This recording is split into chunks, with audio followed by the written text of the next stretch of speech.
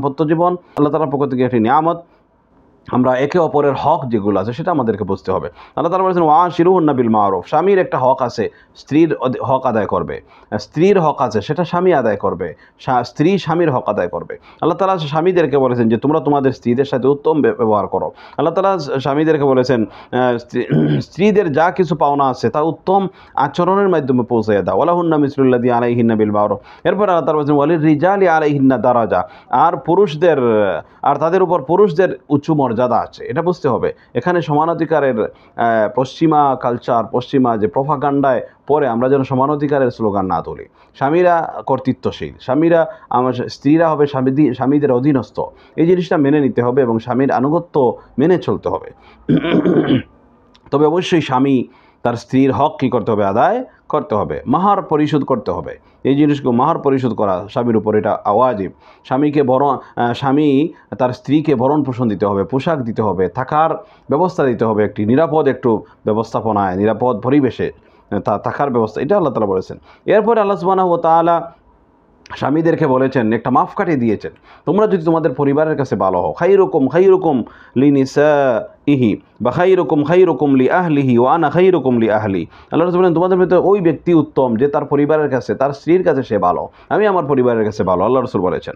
এজন্য এগুলো আমরা আমাদের পুরুষ সমাজ যারা আছে, আমরা স্বামী সমাজ যারা আছি, এই বিষয়গুলো আমরা খেয়াল করব। নারী সমাজের ক্ষেত্রে আল্লাহ তাআলা বলেছেন যে স্বামীদের কী করতে হবে? আনুগত্য করতে হবে। আর রিজালু কাওয়ামুনা আলান নিসা, যে নারীরা হবে পুরুষের অধীনস্থ, স্বামীদের আনুগত্য করা ওয়াজিব। এমনকি আমরা যেটা বলি সবসময় যে হকগুলো আছে স্বামীর, সেই হকগুলো আদায় করতে হবে। এমনকি বিয়ের পরে একজন নারীর, একজন মেয়ের বাবা মার অধিকারের উপরে স্বামীর অধিকার চলে আসে। এই জন্য স্বামীর কথা মেনে চলতে হবে, স্বামীর আনুগত্য করতে হবে।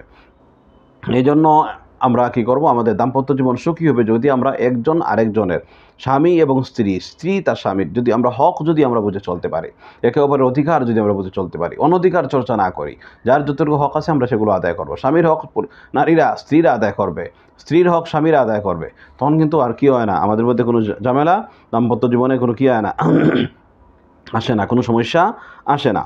এরপরে দাম্পত্য জীবনের স্থিতিশীলতার জন্য কয়েকটি টিপস আমরা বলি। প্রথমে আমাদের নিয়তকে কী করতে হবে? ভালো নিয়ত, নেক নিয়ত থাকতে হবে যে আমি দাম্পত্য জীবন করতেছি আল্লাহ সুবহানাহু ওয়া তাআলার বিধান মানার জন্য, আমি গুনাহ থেকে বেঁচে থাকার জন্য। উদারতা থাকতে হবে, উদারভাবে স্বামী, অনেক সময় স্ত্রী উল্টাপাল্টা করবে, স্ত্রীদের তো বুদ্ধির কমতি আছে, হাদিসের মধ্যে আছেন নারী সমাজের। এই বুদ্ধির কমতির কারণে অনেক সময় আসে যে আপনার রাগ ওঠার মতো পরিস্থিতি সৃষ্টি হতে পারে। আপনি ধৈর্য ধারণ করবেন, উদারভাবে আপনি দেখবেন, অহংকার ত্যাগ করবেন। স্বামীর সামনে স্ত্রী কী করতে পারবে না? অহংকার দেখাতে পারবে না। স্বামীরাও স্ত্রীর সামনে অহংকার দেখাতে পারবে না। আল্লাহ রাসূল ইসলামের দাম্পত্য জীবন যদি আমরা চর্চা করি, তাহলে দেখি যে আল্লাহ রাসূল ইসলাম ঘরে যাওয়ার পরে ঘরের মানুষদের সাথে, পরিবারের নারীদের সাথে, স্ত্রীদের সাথে আল্লাহ রাসূল কাজে নেমে পড়তেন। আমি পুরুষ হলাম, তাহলে স্ত্রীদের সাথে আমি অহংকার দেখাবো, এমনটা কিন্তু শরীয়ত কী করে না, সমর্থন করে। অহংকার ত্যাগ করতে হবে, সবার সঙ্গে ইনসাফের ব্যবহার করতে হবে। এই স্বামী স্ত্রীর সাথে, স্ত্রী স্বামীর সাথে ইনসাফের ব্যবহার করতে হবে। পরিবারের অন্যান্য যৌথ ফ্যামিলি হয়ে থাকলে সবার সঙ্গে ইনসাফের সাথে চলতে হবে। জবানের হেফাজত করতে হবে, কম কথা বলতে হবে। আমরা অনেক সময় বেশি কথা বললে বেশি ভুল হয়, এজন্য কম কথা বলবো। প্রতিদিন ঘরের সবাইকে নিয়ে দ্বীনি তালিমের ব্যবস্থা করবেন। সর্বক্ষেত্রে তাকওয়ার কী করবেন? তাকওয়া অবলম্বন করতে হবে। কারণ আল্লাহ সুবহানাহু ওয়া তাআলা, আল্লাহ রাসূল সাল্লাল্লাহু আলাইহি ওয়াসাল্লাম আমাদের বিয়েতে যে খুতবা, যে 3টি আয়াত নির্ধারণ করে দিয়েছেন, সেই খুতবার মধ্যে আল্লাহ তাআলার পক্ষ থেকে আল্লাহ রাসূল সাল্লাল্লাহু আলাইহি ওয়াসাল্লাম যে আয়াত নির্ধারণ করেছেন কোরআনে কারীমে, সেখানে আল্লাহ তাআলা কি বলেছেন? ইয়া আইয়ুহান নাসুত্তাকু রাব্বাকুম ইয়া আইয়ুহাল্লাযীনা আমানুত্তাকু, এভাবে ইত্তাকু আল্লাহ তাআলা বলেছেন। তো এই তাকওয়া অবলম্বন বিয়ের ক্ষেত্রে, দাম্পত্য জীবনের ক্ষেত্রে সবচেয়ে বেশি একবারে সর্বোচ্চভাবে দরকার, চূড়ান্তভাবে দরকার। কারণ তাকওয়া যদি না থাকে তাহলে আমরা একে অপরের হক আদায় করতে পারবো না। তাকওয়া না থাকলে আমরা দাম্পত্য জীবন আমাদের সুখী হবে না। তাকওয়া না থাকলে আমরা দাম্পত্য জীবন করব কিন্তু হারামে লিপ্ত হব।